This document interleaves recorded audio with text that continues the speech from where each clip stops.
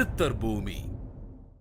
அக்ஷய லக்ன பத்ததின்னு சொல்லக்கூடிய ஏஎல்பி ஜோதிட வகுப்புல நிறைய முக்கியமான விஷயங்கள் சொல்லித்தரப்படுது. அதுல ரொம்ப முக்கியமானது கர்மா தியரி. அந்த கர்மா தியரி இது பண்ணதுக்கப்புறம் அதை அந்த கிளாஸ் அட்டன் பண்ணதுக்கப்புறம் எல்லாருமே அவங்க இதயபூர்வமாக அவங்களோட உடம்புல இருக்கக்கூடிய ஒவ்வொரு செல்லுலையும் அது எப்படி கலந்துருக்குங்கிறத உணர முடிஞ்சது. ஐயா எப்பவுமே சொல்ற விஷயம் உணர்வதும் உணர்த்துவதும் தான் வாழ்க்கை. ஐயா அதை உணர்ந்திருக்காரு, நமக்கு உணர்த்தியிருக்காரு. எல்லாருக்கும் ஒரு கேள்வி வரும், இந்த மாதிரியான ஒரு கர்மா தியரி ஐயாவுக்கு எப்படி இதுவாச்சு, ஐயா எப்படி அந்த பிரபஞ்சத்திலேருந்து அதை வாங்கினாரு அப்படிங்கிறதுக்குன்னு. அந்த மாதிரி இது பண்ணும்போது என்ன கேட்டிங்கன்னா, சமீபத்தில் எனக்கு ஒரு நிகழ்வு எனக்கு ஞாபகம் வந்தது. இது சமீபத்தில் ஞாபகத்துக்கு வந்தது. ஆனால் இந்த நிகழ்வு 5000 வருஷத்துக்கு முன்னாடி, இதுக்கு முந்தின துவாபர யுகத்தில் நடந்தது. இந்திய இதில் 4 யுகங்கள் அப்படிம்போம். கிருத்தயுகம், திரேதாயுகம், துவாபர யுகம், கலியுகம். நம்ம இப்போ இருக்கிறது கலியுகத்தில் இருக்கோம். இதுக்கு முந்தின துவாபர யுகம் அப்படின்னா சுமார் ஒரு 5200 வருஷங்களுக்கு முன்னாடி அந்த மகாபாரத போர் நடந்த காலகட்டம். அப்போ நடந்த காலகட்டத்தில் ஒரு நிகழ்வு ஒன்று நடந்திருக்கு. அதை இன்னைக்கு ஐயா கர்மா தியரியில் அதை அற்புதமாக லிங்க் பண்ணி கணக்கு மூலமாக விஞ்ஞான பூர்வமாக ஆதாரத்தோடு நிரூபிக்கிறாங்க ஐயா. அந்த கதை என்னங்கிறது பார்க்கலாம். கதையை அப்படின்னு சொல்றது என்ன கேட்டிங்கன்னா, இது நிஜமாவே நடந்த நிகழ்வு தான் புராணங்களாக எழுதப்பட்டிருக்கு. சரி, நம்ம அந்த நிகழ்வுக்குள்ளே நம்ம இப்போ போகலாம். புண்டலீகன் அப்படின்னு ஒருத்தர் இருக்கார். எப்போ 5200 வருஷத்துக்கு முன்னாடி. அவர் தமிழ்நாட்டில் இருக்கார். அவருக்கு ஒரு வயசான அப்பா அம்மா, மனைவி இருக்காங்க, குழந்தைங்க இருக்காங்க. ஆனால் இவருக்கு அப்பா அம்மாவுக்கிட்ட எப்போ பார்த்தாலும் சண்டை. இவர் எப்போ பார்த்தாலும் அவங்க வாய்க்கு வந்தபடி திட்டுறது, சில சமயங்கள் அப்பா அம்மாவை அடிக்கிறது. இந்த மாதிரி 1 வருஷம் 2 வருஷம் இல்லை, 30 வருஷம் ஓடுது. அப்போது அவங்க அப்பா அம்மா என்ன பண்ணுறாங்கன்னா, ரொம்ப மனசு நொந்துடுறாங்க. நொந்து போய், சரி நாங்கள் காசிக்கு போகிறோம், எங்களுக்கு செலவுக்கு காசு கொடு அப்படின்னு கேட்குறாங்க. இவர் இந்த புண்டலிகன் என்ன பண்ணுறாருன்னா, காசு கொடுக்க மாட்டேங்கிறாரு. இவர்கிட்ட ஏகப்பட்ட சொத்து இருக்குது, ஆனால் இவர் கொடுக்க மாட்டேங்கிறாரு. சரி சொல்லிட்டு அம்மா என்ன பண்ணுறாங்கன்னா, அம்மாவும் அப்பாவும் சரி நம்ம நடந்தே போகலாம் அப்படின்ட்டுன்னு எங்கேருந்து தமிழ்நாட்டிலேருந்து காசிக்கு நடந்து போகிறாங்க. எவ்வளவு தூரம்? இன்னைக்கு இதில் கூட என்னன்னு கேட்டிங்கன்னா, ட்ரெயினில் போயாச்சுன்னா 33 மணி நேரம் ஆகும். ட்ரெயினில் போயாச்சுன்னா கிட்டத்தட்ட 2000 கிலோமீட்டர் தமிழ்நாட்டிலேருந்து, அதாவது மெட்ராஸ்லேருந்து காசி 2000 கிலோமீட்டர். யோசிச்சு பாருங்கள், நடந்து போனால் எவ்வளோ டைம் ஆகும்னு பாருங்கள். இவங்க என்ன பண்ணுறாங்கன்னு, ஏதோ சொந்தக்காரங்க கொஞ்சம் காசு கொடுத்துருக்காங்க, அதை இது பண்ணி வச்சுக்கிட்டு இவங்க நடந்து போவாங்க. வசதியாக இருக்கவங்க குதிரை வண்டி வச்சுக்கிட்டு போவாங்க. ஆனால் இவங்கள்ட்ட வசதி இல்லை, பையன்கிட்ட வசதி இருக்குது, பையன் கொடுக்க மாட்டேன் அப்படிங்கிறாரு அவர். சரின்னு இவங்க என்ன பண்ணிட்டாங்கன்னா நடந்து போகிறாங்க. ஒரு 4 மாதம் போகுது. இந்த புண்டலீகனோட மனைவி என்ன பண்ணுறாங்கன்னா, எனக்கு காசி போய் அங்கே விஸ்வநாதரை தரிசிக்கணும் அப்படிங்கிற அந்த ஒரு இது சொல்கிறாங்க. அம்மா அப்பாவை திட்டி அவங்க கையில் 5 பைசா கூட கொடுக்காம அனுப்பிச்சாச்சு. ஆனால் இப்போ கேட்குறது மனைவி. புண்டலீகனால் தட்ட முடியல. சரி வாமா போகலாம் அப்படின்ட்டுன்னு குழந்தைங்களையும் மனைவியையும் கூப்பிட்டுக்கிட்டு நல்ல ஒரு அருமையான குதிரை வண்டி ஒன்று ஏற்பாடு பண்ணிடுறாங்க. குதிரை வண்டி ஏற்பாடு பண்ணிட்டு நல்ல சௌகரியமாக, ஏன்னா கையில் தாராளமாக வசதி இருக்குது, காசு இருக்குது, நல்ல சௌகரியமாக வண்டியில் அவங்க போகிறாங்க. போயிட்டு பல நாட்கள் பிரயாணிக்கிறாங்க. பிரயாணம் பண்ணதுக்கப்புறம் காசிக்கு பக்கத்தில் வந்துடுறாங்க. பார்த்தா சாயந்தரம் ஒரு 6-7 மணி ஆகிடுது. சரி, இனிமேல் நம்ம காசிக்கு இப்போ போவோம்னா நம்ம இங்கே பக்கத்தில் ஒரு சத்திரம் ஒன்று இருக்குது, அந்த சத்திரத்தில் தங்கிட்டு நம்ம நாளைக்கு காத்தால போகலாம் அப்படின்ட்டு சத்திரத்தில் தங்குறாங்க. போயாச்சு, போய் குளிச்சாச்சு, சாப்பிட்டாச்சு, எல்லாம் இது பண்ணியாச்சு. புண்டலீகன் வெளியே அப்படியே பார்க்குறாரு. பார்க்கும்போது என்னன்னு கேட்டிங்கன்னா, எதிர்த்தாப்பில் ஒரு ஆசிரமம் ஒன்று இருக்குது, கண்ணுக்கு தெரியுது. சரி, அந்த ஆசிரமத்தில் ஒரு ஒருத்தர் இருக்கார், ஒரு குரு ஒருத்தர் இருக்கார். அவர்கிட்ட போய் இவர் கேட்குறாரு. இவர், சுவாமி நான் இந்த மாதிரி தமிழ்நாட்டிலேருந்து நான் வரேன், நான் இது காசி இங்கே பக்கத்தில் தான் இருக்குதுன்னு சொல்கிறாங்க, எனக்கு கொஞ்சம் வழி சொல்ல முடியுமா அப்படின்னு கேட்குறாங்க. அந்த இவரோட குருவோட பேர் குக்குட ரிஷி அப்படிங்கிறாங்க புராணங்களில். அவர் என்ன சொல்கிறாருன்னா, அப்பா நான் இது காசிக்கு இது வரைக்கும் போனதில்லைப்பா, எனக்கு வழி தெரியாதுப்பா அப்படிங்கிறாரு. புண்டலீகன் இவருக்கு ரொம்ப ஆச்சரியமாயிடுது. என்னது காசிக்கு இவ்வளோ பக்கத்தில் இருக்கார் இவர், நம்ம 2000 கிலோமீட்டர் தாண்டி நம்ம வந்திருக்கோம், இவர் ஏன் தெரியல அப்படின்னு சொல்கிறாரு. அவர் திரும்பவும் சொல்கிறாரு, அப்பா தயவு செஞ்சு என்னை மன்னிச்சிடு, எனக்கு நான் காசிக்கு இது வரைக்கும் போனதில்லை, அதனால் காசிக்கு எனக்கு வழி தெரியாதுப்பா, நீ வேற யார்ட்டையாவது கேட்டுக்கோப்பான்னு. இவருக்கு புண்டலீகனுக்கு சரி, இது ஒரே குழப்பத்தில் ஆழ்ந்துடுறாரு. சரின்னு இவர் வந்துடுறாரு. வந்துட்டு இவர் இப்போ பாய் இது பண்ணி சத்திரத்தில் பாய் கொடுத்துருக்காங்க, இது பண்ணி தூங்குறாங்க. காலங்காத்தால ஒரு 3:30 மணிக்கு புண்டலீகனுக்கு முழிப்பு வந்துடுது. அப்படியே எந்திரிச்சு வந்து வெளியில் அந்த சத்திரத்துக்கு வெளியில் வந்து பார்க்குறாரு. பார்க்கும்போது என்னன்னு கேட்டிங்கன்னா, ஆசிரமத்துக்குள்ளே 3 பேர் வந்து உள்ளே போகிறாங்க.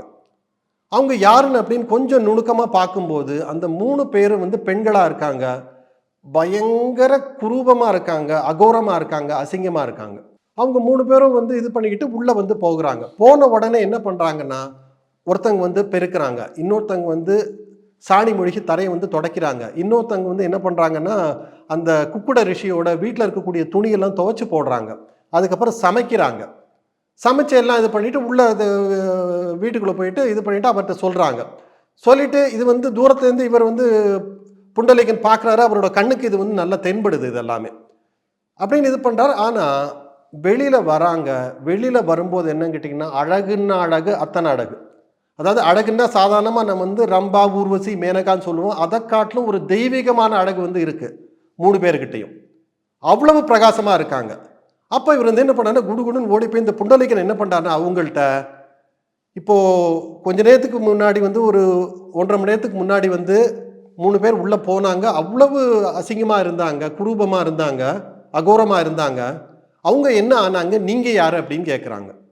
புண்டலீகன் வந்து அவங்கள்ட்ட அந்த 3 பெண்கள்ட்டையும் கேட்குறாரு. அதில் வந்து ஒரு பெண் என்ன சொல்கிறாங்கன்னா, ஐயா நான் தான் வந்து கங்கை, இவர் வந்து யமுனா, இவங்க வந்து சரஸ்வதி.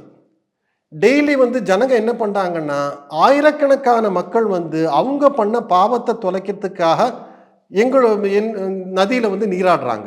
கங்கா, யமுனா, சரஸ்வதியில் நீராடிட்டு என்ன பண்ணுறாங்கன்னா, அவங்களோட பாவம் தொலையுது, அந்த பாவம் அத்தனையும் எங்களை வந்து சேருது. அந்த பாவம் வரும்போது என்னன்னு கேட்டிங்கன்னா, தினசரி வந்து நாங்கள் வந்து இந்த மாதிரியான ஒரு அசிங்கமான ஒரு ரூபம் வந்து எங்களுக்கு வந்துடுது. அந்த ரூபத்தை போக்கிக்கிறதுக்காக நாங்கள் என்ன பண்ணுறோன்னு கேட்டிங்கன்னா, இந்த குக்குட ரிஷியோட வீட்டில் வந்து அதிகாலையில் பிரம்ம முகூர்த்தத்தில் வந்து சகல விதமான வேலைகளை அவருக்கு செஞ்சு கொடுத்துட்டு நாங்கள் வெளியில் வருவோம். வெளியில் வரும்போது எங்களோட ஒரிஜினல் அந்த ரூபம், அந்த தெய்வீகமான அழகு பொருந்திய தோற்றம் வந்து கிடைக்கிது. அதுதான் இப்போ பார்த்துக்கிட்டு இருக்கு. சரிப்பா, எங்களுக்கு வேலை கிடைக்கு, நாங்கள் புறப்படுறோம் அப்படின்னு அவங்க புறப்பட்டு போயிடுறாங்க. இவருக்கு புண்டலீகனுக்கு ஒரு மிகப்பெரிய கேள்வி வந்துடுது. நேற்று இந்த இவர்கிட்ட போய் குக்குட ரிஷிகிட்ட போய் காசிக்கு வழி கேட்டால் இவருக்கு வந்து காசிக்கு வழி சொல்ல தெரியல. அப்போ இவர் என்னதான் பண்ணுறாரு? கண்டிப்பாக அவர் ஏதோ ஒன்று பண்ணுறாரு. அது என்னங்கிறது தெரிஞ்சுக்கலான்னு உடனே இது பண்ணிவிட்டு அந்த ஆசிரமத்துக்குள்ளே போய் அந்த குக்குட ரிஷியை பார்க்குறாரு. பார்த்துட்டு, ஐயா உங்கள் வீட்டில் விட்டு 3 பேர் காத்தால உள்ளே வந்ததையும் பார்த்தேன், வெளியே வந்ததையும் பார்த்தேன். என்ன விஷயங்கள்ங்கிறது எனக்கு ஓரளவுக்கு புரிஞ்சுது. ஆனால் எனக்கு ஒரு விஷயம் நீங்கள் வந்து எனக்கு வந்து சொல்லிக் கொடுங்கய்யா. எதனால் வந்து உங்களுக்கு இந்த மாதிரியான ஒரு சக்தி வந்தது? நீங்கள் என்ன தான் நீங்கள் வந்து ப்ராக்டிஸ் பண்ணுறீங்க? ஏதாவது மந்திர ஜபம் பண்ணுறீங்களா? பூஜை பண்ணுறீங்களா? எந்திரம் வச்சு பூஜை பண்ணுறீங்களா? இல்லை தியானம் பண்ணுறீங்களா? என்ன பண்ணுறீங்கன்னு தயவு செஞ்சு எனக்கு சொல்லிக் கொடுங்கன்னு. சரின்னு இவர் என்ன பண்ணான்னா, குக்குட ரிஷி வந்து இந்த இவரை புண்டலீகனை கூப்பிட்டுக்கிட்டு உள்ளே போகிறாரு. உள்ளே போயிட்டு ஒரு ரூமை வந்து காமிக்கிறாரு. பார்த்தா 2 நல்ல அருமையான கட்டில், நல்ல அருமையான மெத்தை வந்து விரிக்கப்பட்டிருக்கு. அதில் வந்து ஒரு கட்டிலில் வந்து 95 வயசுள்ள ஒரு தாத்தா வந்து படுத்திருக்காரு. இன்னொரு கட்டில் வந்து ஒரு 90 வயசு மதிக்கத்தக்க ஒரு இவங்க பாட்டி படுத்திருக்காங்க. 2 பேராலையும் எந்திரிச்சு நடக்க முடியல, வயசாகிடுது. இவங்க தான்ப்பா என்னோட அப்பா அம்மா. இவங்களுக்கு வந்து தினசரி நான் வந்து இவங்களுக்கு தேவையான எல்லாத்தையும் நான் வந்து இறைவனோட இதனால நான் பண்ணுறேன். நான் அவங்கள குளிப்பாட்டுறதுலேருந்து, அவங்களோட மலஜலம் இது பண்ணுறதுலேருந்து, அவங்களுக்கு ஒரு சாப்பாடு கொடுக்குறது, டெய்லி அவங்களுக்கு வந்து பேசுறது, அவங்களோட அன்பாக பேசுறது, இது மட்டும்தான்ப்பா நான் பண்ணுறேன், எனக்கு இது தவிர வேறு எதுவும் தெரியாது அப்படின்னு. அங்கே வந்து புண்டலீகனுக்கு வந்து பலார்னு கன்னத்தில் அரைஞ்ச மாதிரி இருந்தது. இவர் வந்து காசிக்கு இவ்வளோ பக்கத்தில் இருந்துட்டு இது ஒன்று மட்டுமே வச்சுக்கிட்டு இது பண்ணால் தெய்வமே வந்து தேவதைகளே வந்து இவரை தேடி வீடு தேடி வராங்க. அப்போ நம்ம என்ன பண்ணணுங்கிறது புண்டலீகனுக்கு ஞாபகத்துக்கு வருது. காசி வந்து மேபி ஒரு 20-30 மைலில் இருந்திருக்கலாம். புண்டலீகன் என்ன பண்ணுறாருன்னா, காசிக்கு போகலை, குதிரை வண்டியை திருப்பிட்டு எங்கே போகிறாரு? ஏன்னா அம்மா அப்பா வந்து காசிக்கு நடந்து வந்துக்கிட்டு இருக்காங்க, அம்மா அப்பாவை கண்டுபிடிக்கணும் அப்படின்னு போகிறாரு. ஒரு 200 மைல் வந்து ரிவர்ஸில் வராங்க. வந்தவுடனே அம்மா அப்பாவை பார்த்துறாங்க. போனவுடனே அம்மா அப்பா காலில் வந்து விழுந்து வந்து நமஸ்காரம் பண்ணுறாரு. அம்மா அப்பா மன்னிச்சிட்டாங்க. அதுதான் வந்து அம்மா அப்பாவோட அந்த ஒரு மகிமை. இது உடனே மனசார மன்னிச்சாங்க. அதுக்கப்புறம் புண்டலீகன் என்ன பண்ணுறாருன்னா, நான் வந்து உங்களை காசிக்கு கூட்டின்னு போகிறேன். எப்படி கூட்டின்னு போகிறேன் தெரியுமா? ஒரு நீளமான ஒரு மூங்கில் ஒன்று, அந்த மூங்கில் வந்து தோள் மேலே வச்சுக்கிட்டு அந்த இதோட ஒரு எண்டில் வந்து ஒரு கூடை, அந்த கூடையில் வந்து அப்பாவை உட்காத்தி வச்சுக்கிறாரு. இன்னொரு எண்டில் வந்து பின்னாடி இருக்க எண்டில் வந்து அங்கேயும் வந்து ஒரு பெரிய கூடை, அதில் வந்து அந்த அம்மாவை உட்காத்தி வச்சுக்கிறாரு. தூக்கிட்டு நடைப்பயணமாக போகிறார். நடைப்பயணமாக போயிட்டு அங்கே வந்து காசிக்கு வந்து இது பண்ணி சேர்றாங்க. சேர்ந்து அங்கே வந்து இது பண்ணி ஒரு சில மாதங்கள் அங்கே தங்கலாம் இது பண்ணி பிளான் பண்ணுறாங்க. இப்போது இதோட நிறைவு பகுதி ஒன்று இருக்குது. இது வந்து இதுக்கு அடுத்து வரக்கூடிய வீடியோவில் வந்து நான் சொல்கிறேன். இங்கே வந்து 3 விதமான ஆட்கள் இன்வால்வ் ஆகியிருக்காங்க. இதை தான் ஐயா வந்து கர்மா தியரியில் வந்து தாய் வழி கர்மாங்கிறாரு, தந்தை வழி கர்மாங்கிறாரு, 3வது வந்து சுய கர்மா அப்படிங்கிறாரு. ஸோ இதை வந்து கணக்குகளை வச்சு கிரகங்களை வச்சு அற்புதமாக வந்து நிரூபிக்கிறார். என்ன நிரூபணம்? சாதாரணமாக எதுக்காக ஜோதிடம் பார்க்க வராங்க? என்னோட பையன் வந்து சரியாக படிக்க மாட்டேங்கிறாங்க, இல்லைனா என்னோட பையனுக்கு வந்து நல்ல இதில் வந்து வேலை கிடைக்கல, என்னோட பொண்ணுக்கு வந்து கல்யாணம் நடக்கலை, இல்லைனா எங்கள் வீட்டில் வந்து உடம்பு சரியில்லாமல் இருக்காங்க. வர்றவங்க எல்லாருமே வந்து நான் நல்லா இருக்கேன்னு சொல்லிட்டு யாரும் வந்து ஜோதிடம் பார்க்க வர்றதில்லை. எல்லாரும் கஷ்டத்தை பட்டு தான் வராங்க. அப்போது ஐயா என்ன யோசிச்சிருக்காருன்னா, இவங்க படுற கஷ்டத்துக்கு காரணம் என்ன? அங்கே தான் வந்து புதுவுடைமூர்த்தி ஐயா அவங்க வந்து கர்மா தியரியை வந்து கொண்டாந்தாங்க. அந்த கர்மா தியரி இது வந்து நம்ம ஏற்கனவே இதுக்கு முன்னாடி இருக்க வீடியோவில் பார்த்துருக்கோம். ஒரு விஞ்ஞானம்னா என்ன, சயின்ஸ்னா என்ன? ஃபஸ்ட்டு ஒரு தியரி ஐயா வந்து தியரியாக உருவாக்கிட்டார். என்ன தியரி? தாய் வழி கர்மா, தந்தை வழி கர்மா, சுய கர்மா. இதை 3த்தையும் என்ன பண்ணுறாரு கேட்டிங்கன்னா, கிரகங்களை ஜாதக கட்டங்களை கணக்குகளை வச்சு, கணக்குன்னா 1 2 3 4 அந்த கணக்குகளை வச்சு பேப்பரில் வந்து இது பண்ணுறாரு. அதை வந்து ஜாதகங்களுக்கு வந்து நிரூபிக்கிறார். எப்படி நிரூபிக்கிறாரு? ஒருத்தனுக்கு ஏன் வந்து கல்யாணம் ஆகலை, 35 வயசு ஆகுது, எல்லாம் இருக்குது, படிப்பு இருக்குது, அழகு இருக்குது, இது இருக்குது, ஏன் வந்து கல்யாணம் நடக்கலை? கர்மா தியரியில் வந்து ஐயா நிரூபிக்கிறாரு. நீ வந்து இந்த இதில் வந்து இந்த அம்மாவுக்கோ அப்பாவுக்கோ இல்லை உன்னோட சுய ஆத்மாவுக்கோ இதுக்கு முன்னாடி நீ செஞ்ச செயல்கள்னால அதோட விளைவு தான் வந்து இப்போ வந்து உனக்கு வந்து கல்யாணம் நடக்கலை. அது வந்து எல்லாத்துக்கும் ஒரே காரணம் கிடையாது. வேலை கிடைக்கலன்னா அதுக்கு வந்து ஒரு காரணம் இருக்குது. ஒருத்தருக்கு திருமணம் ஏன் நடக்கலைன்னா ஒரு காரணம் இருக்குது. ஒருத்தர் ஏன் வந்து இது பண்ணிட்டு கடன் வாங்கிட்டு கொடுக்க முடியல, அதே மாதிரி ஒரு பிஸ்னஸ் வந்து ஏன் நல்லா நடக்கலை, ஒவ்வொன்றுத்துக்கு பின்னாடியும் நம்ம வாழ்க்கையில் நடக்கக்கூடிய ஒவ்வொரு நிகழ்வுக்கு பின்னாடி வந்து இந்த கர்மா தியரி வந்து இருக்குது. அது வந்து ஐயா வந்து அற்புதமாக வந்து இதை வந்து நமக்கு எல்லாருக்கும் சொல்லி கொடுத்துக்கிட்டு இருக்காரு. அதனால இந்த மாதிரியான அரிய தகவல்களை நம்ம தெரிஞ்சுக்கணும், நீங்கள் எல்லாரும் தெரிஞ்சுக்கணும். ஏஎல்பி வகுப்பில் சேருங்க. சேரவாரும் ஜகத்தீரே ஏஎல்பி வகுப்பில் வாங்க, ஏஎல்பி ஜோதிடம் பயிலலாம். அடுத்த வீடியோவில் இதோட இந்த நிகழ்வோட கண்டினியூவேஷனாக கிருஷ்ண பரமாத்மாவும் இந்த கதைக்குள்ளே வராரு. அடுத்த வீடியோவில் பார்க்கலாம். சித்தர் பூமி.